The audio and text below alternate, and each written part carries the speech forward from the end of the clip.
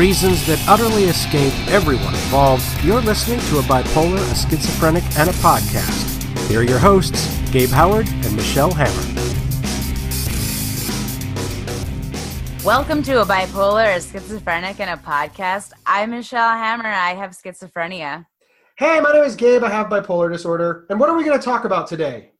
Ooh, we're going to talk about a big topic, Gabe. We're talking about violence and mental illness. Who's violent, who's not violent? Gabe, are you violent? Tell me how violent you are. I'm not violent at all. But No? No, but as I think we've talked about before on this show, when I was diagnosed with mental illness, I assumed that I just hadn't been violent yet. That is how I was 25 when I was diagnosed, and I believed that violence and mental illness were so intrinsically linked that even though I had never been violent, I assumed that the doctors just caught it ahead of time and saved the world, I guess. I don't know. You saved the world? No, I didn't. The doctors did. The doctors saved the world from your inherent violence that would have happened because you had a mental illness, so you thought you would have been violent in the near future of some sort. Yes, because like many Americans, I believed that all violence was perpetrated by people with mental illness because that's what I literally stigmatized myself because now I had mental illness. And before then, I stigmatized all people with mental illness because I believed the pop culture version of all mentally ill people are violence and all violence is committed by crazy people. Oh, okay. That's interesting. I wonder about my history with violence. When I first started really exhibiting symptoms of schizophrenia, not knowing I had a mental illness, I played lacrosse. I know you love it when I talk about lacrosse, Gabe. Love me some lacrosse. I mean, I didn't know, it's supposed to be a non-contact, but you just got to make it look right, and I would just, when I started playing, I was just elbowing, dropping shoulders, hurting everyone, just like I was running around with a maniac. Plus, you're holding a stick, so you could just whack it, and I got it away with a lot of fouls. But, my coach approached me one time, and she was like, Michelle, you play well, and sometimes I see you really, playing for the game, but sometimes I see you playing just to hurt people.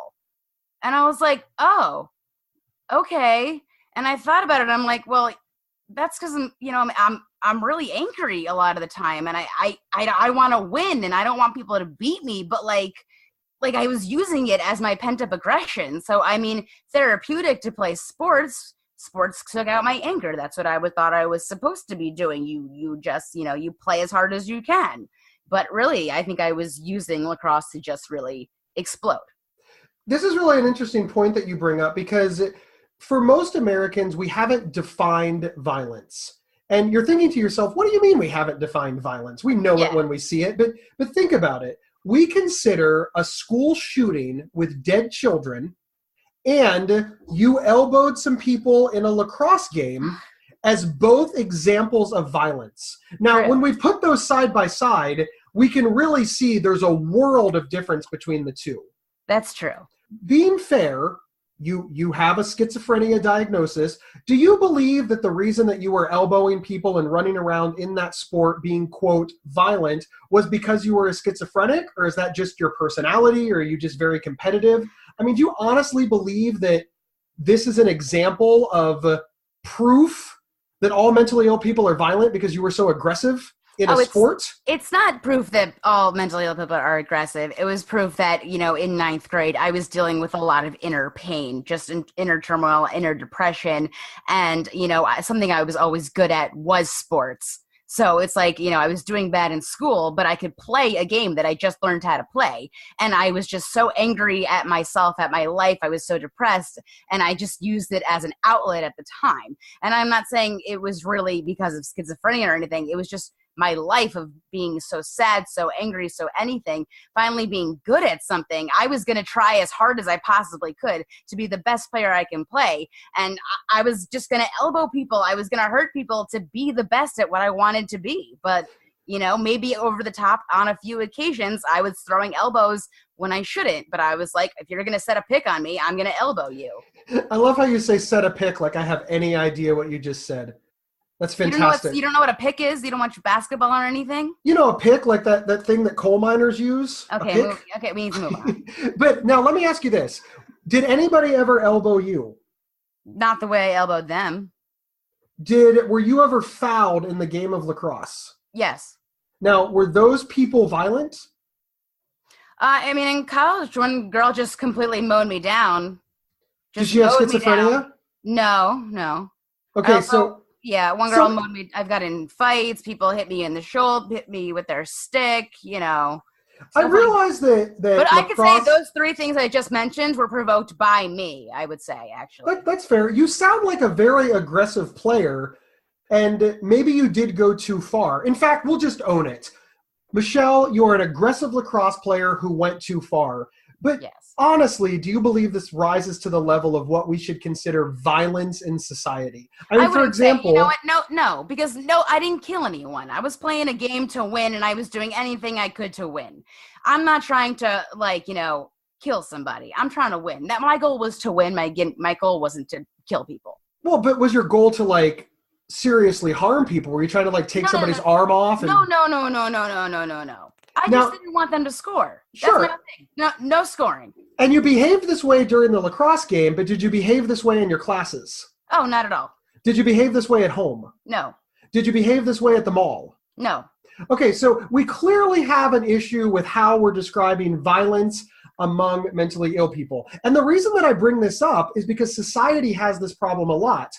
We talk about police officers dealing with people who are mentally ill and their violence. The first thing that I want to state unequivocally is sometimes people with mental illness are violent and the police are called and they have to deal and work with those people. I'm not saying that people with mental illness are never violent. Please don't write me a whole bunch of angry letters.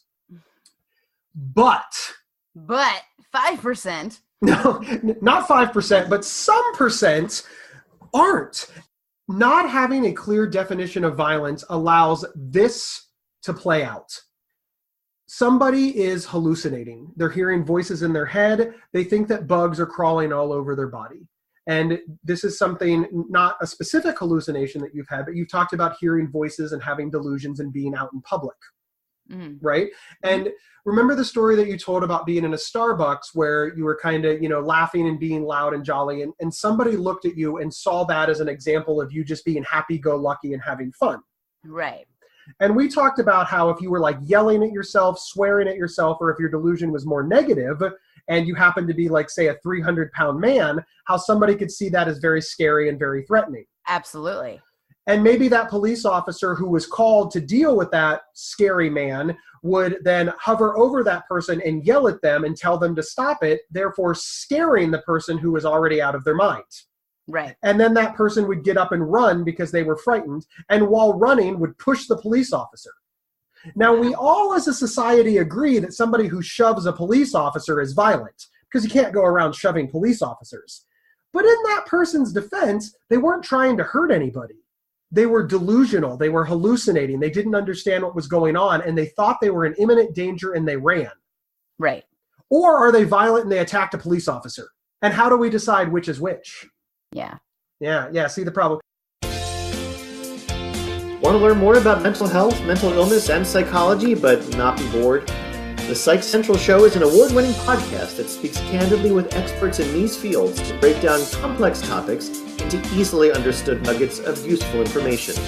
Hosted by our very own Gabe Howard along with Vincent M. Wales. Available on your favorite podcast player or at psychcentral.com/show.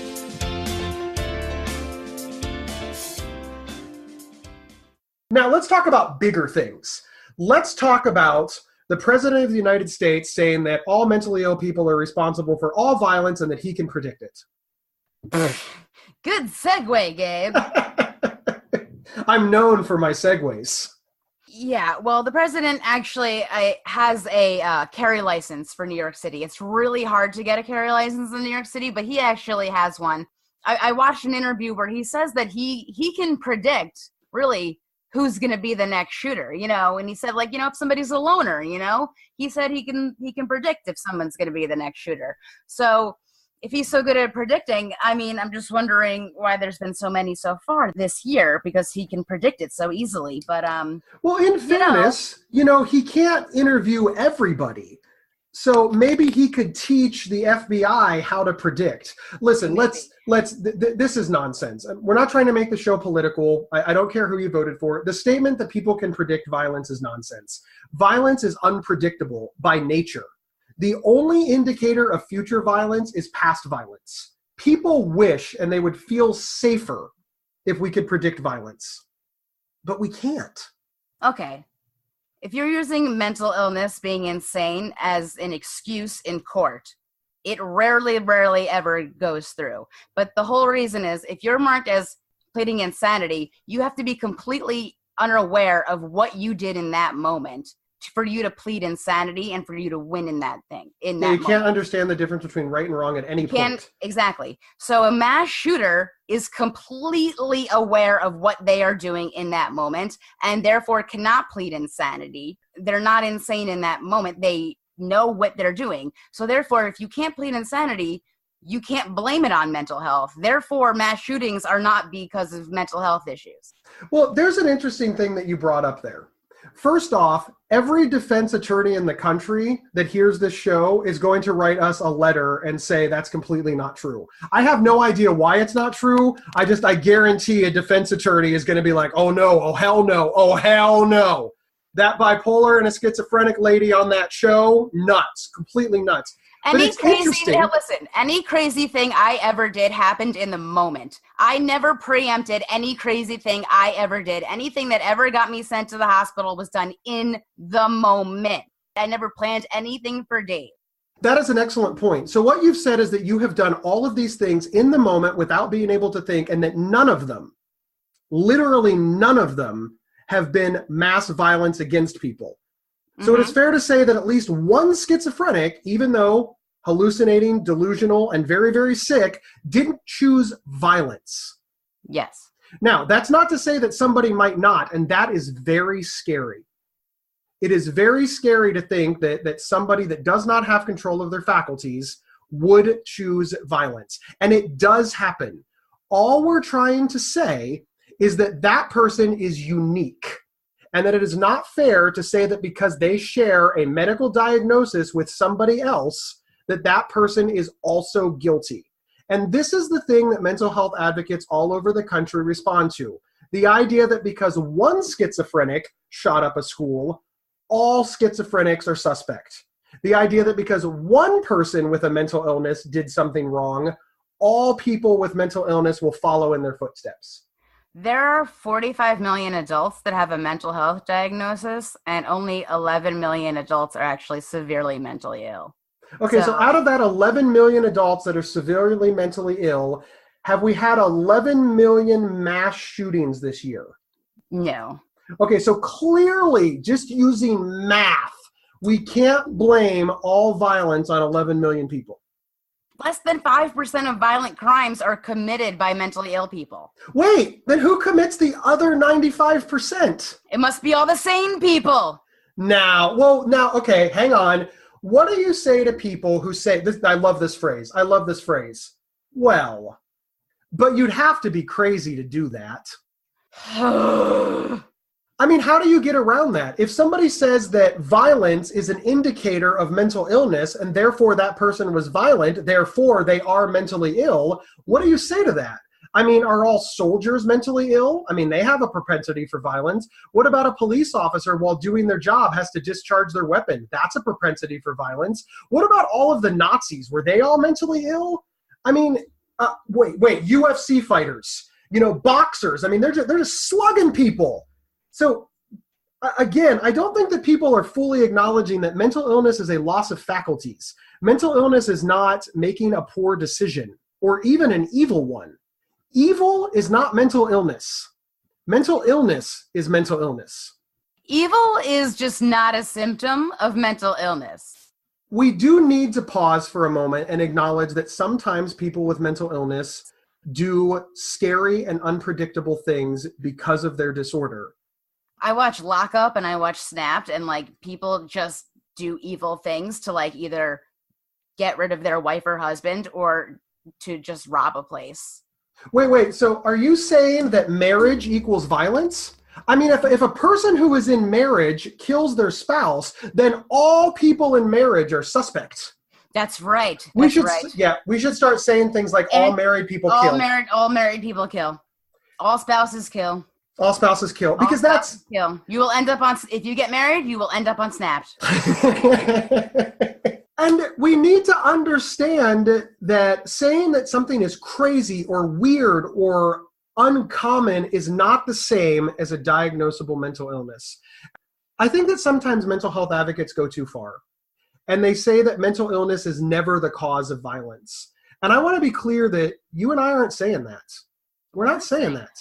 We're just saying that the majority of mentally ill people are living a quiet, normal life. And they're just trying to get by, and they're not violent. I mean, they're more likely to hurt themselves than other people. Yeah, if you look at the 11 million, because again, there's not 11 million crimes. But let's pretend for a moment that all the politicians are right.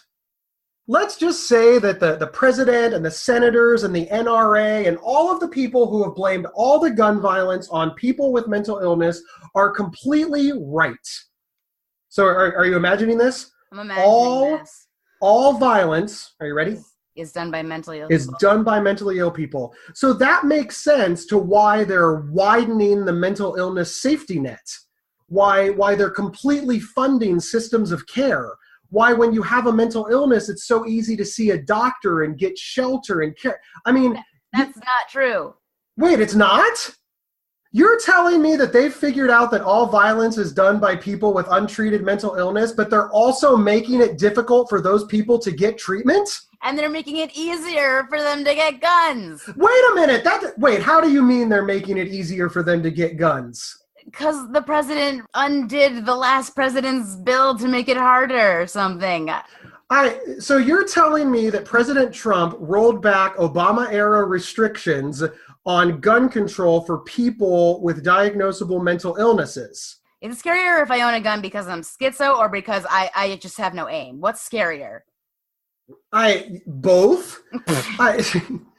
Listen, this is not a popular thing to say, but I think that people like us shouldn't own guns for a number of reasons. And listen, please don't send in the hate mail. I don't have any aim. I know you don't have any aim, but I don't think that I should own a gun because when I get really, really sick and when I get suicidal, I don't want my hands on it. I don't want it around. I'm not saying that you can't shoot guns. I'm not saying that you can't go to the gun range. My sister takes me to the gun range and I love it. And I'm becoming a better shot each and every time. But I don't keep a gun in my house because it's not safe. And listen, my sister will hook you up too. No, I'm good. I'm good. She'll teach you how to shoot. Can I get a bazooka? No. Oh, okay.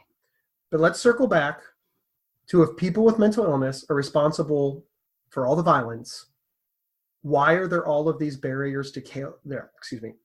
Why are there all of these barriers to care? If all we have to do to get all of the violence out of society is treat all the mentally ill people, isn't this a no-brainer? Like, isn't this a good investment in our future, in our children, in our communities? I think so. I'm being sincere. If politicians really believe what they're saying, that all violence is caused by people with mental illness, why are they not helping us? I see your point, and I'm just as confused. Who do I call?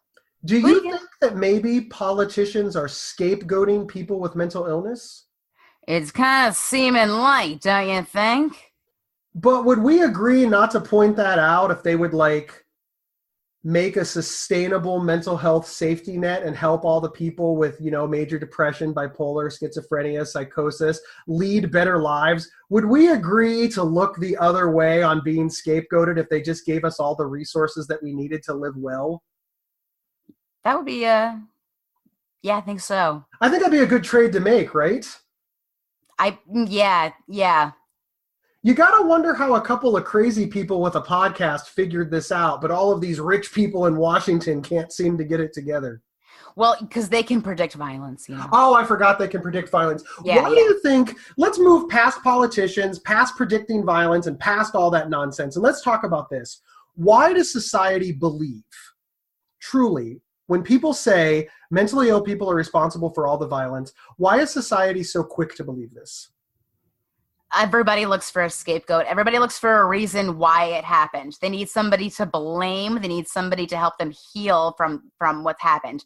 You know, you have to put your anger somewhere. You can grieve, but you also are angry. I think you're absolutely correct. I think that it's confusing to people, and they want to restore reason to their lives. And saying that, oh my God, it's not random, it's mental illness, allows them to restore that sanity. It makes them less scared. Yeah. Michelle, sincerely, when people are talking about violence and people with mental illness, more often than not, they are talking about people with schizophrenia. How do you feel about that? It's upsetting. I understand that, but there are so many schizophrenics that have no help that maybe when they see someone showing a lot of signs, they don't know what to do. So they automatically think that they're a dangerous person. So they're just scared. So when they say schizophrenia, they don't know the different types of schizophrenia or the spectrum that it's on or anything like that. So they just see the stereotype. They don't really know the truth. I know we've talked about this a lot, but do you think that it's easier to be a small schizophrenic white girl than it would be to be like a large schizophrenic black man or a large schizophrenic man? Sincerely, do you feel that it's easier because you're a woman? You know, at this time in America, being a white woman is better than other options. It's easier for me just because my hallucinations and delusions are mostly positive and I'm laughing. If I was yelling and screaming all the time, people would think I'm that crazy girl, but I don't think anyone would ever think I'm that dangerous girl. So you can see where, and I'm not trying to put you on the spot, I'm really not, Michelle, but you can see where if you're a scary looking guy having negative delusions and living with schizophrenia, that would probably frighten you, and you're a woman who lives with schizophrenia. So imagine the society that's not educated and that thinks that people with severe mental illness are responsible for violence. That person's probably not going to get a fair shake. And I think that leads to really, really bad outcomes for people, you know, like us. And I know I've kind of tied this down to schizophrenia, so like you, but it all just seems so sad because the information is out there and we're not using it. And instead we're paying attention to all of our fear. And I think it puts people like us in a really negative spot. Yeah. I mean, you could still be a big homeless schizophrenic who talks to themselves angry and who just yells for no reason. They might not be dangerous to other people. They might just be more dangerous to themselves, but they just look scary. So people might call the cops on them and stuff like that. But I mean, yes, it is easier for me being a small white woman because I don't look like somebody who can really hurt anybody. But then again, I've heard the lacrosse stories. You hit them with an elbow and you're done. Unless I had a really large aluminum stick. One of these days, I'm going to watch a lacrosse game. Wait, why don't you become a roller derby girl? I've thought about it. I'm not good at roller skating. Somehow, I don't think that is a deterrent. I've actually seriously thought about it. Well, you're busy now running your own podcast empire, so yes. You don't have time. Okay. All right, Michelle, to end this show, I'm going to put you on a plane and I'm going to fly you to Washington, D.C., and you're going to stand outside the White House with a megaphone and you're going to convince the president to give us the help that we need. How are you going to do it? I am totally going to go to Washington, D.C. and yell this at the White House. All right, here's what I'm going to be like, yo, Mr. President, here is the deal. You and I both know you don't actually believe that mentally ill people are solely responsible for all the violence in our society. Because if you did, you would fully fund the mental health safety net in our country. But I'll tell you what, if you give me and my people the resources we need to live well and see doctors and live productive lives, you can blame whatever bullshit on us you want. It's the best offer you're going to get. Peace! Hey, everybody. Thanks for tuning into a Bipolar, Schizophrenic, and a Podcast. We will see you next week. I have no aim. You've been listening to a Bipolar, a Schizophrenic, and a Podcast. If you love this episode, don't keep it to yourself. Head over to iTunes or your preferred podcast app to subscribe, rate, and review. To work with Gabe, go to gabehoward.com. To work with Michelle, go to schizophrenic.nyc. For free mental health resources and online support groups, head over to psychcentral.com. The show's official website is psychcentral.com/BSP. You can email us at show@psychcentral.com. Thank you for listening, and share widely.